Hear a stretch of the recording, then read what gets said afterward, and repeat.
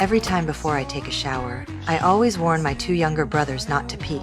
But every single time, the moment I close that door, they just can't help but sneak over. But this time, when they tried to peek, they noticed something was off. A massive wave of freezing mist poured out of the bathroom. They instantly knew something dangerous was happening inside. They rushed to the door and tried to push it open together. But when they finally got in, what they saw left them completely frozen in shock.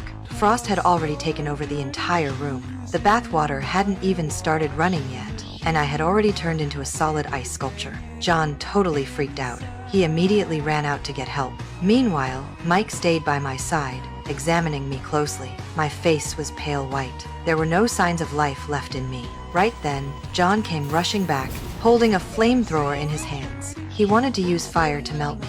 Thank God Mike stopped him just in time. Otherwise, I would have been a goner for real. To bring me back to normal, they hurried to carry me to the living room, but their hands slipped, and I went sliding all the way down the stairs. Luckily, I was rock solid at that point, so I didn't shatter into pieces. Minutes passed by, but there was still no sign of me melting. The two brothers were completely out of options, so they carried me back to the bathroom. They figured maybe I'd thaw out by summer. Then they just went to the living room to watch TV.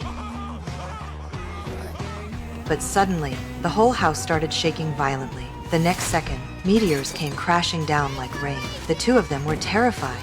Luckily, they managed to hide inside the fireplace before things got worse. That's the only reason they survived.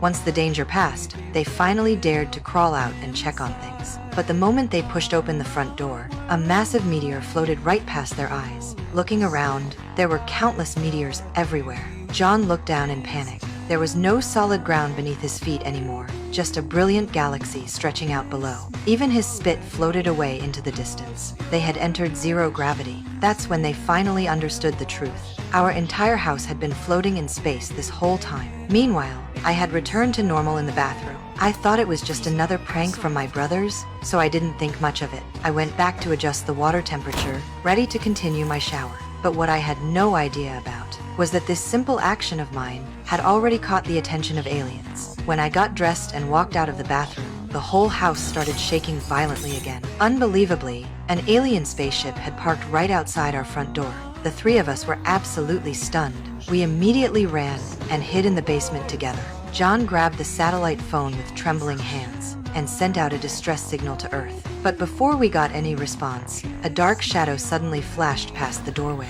In that moment, all three of us were completely paralyzed with fear. We all held our breath, too scared to even make a sound.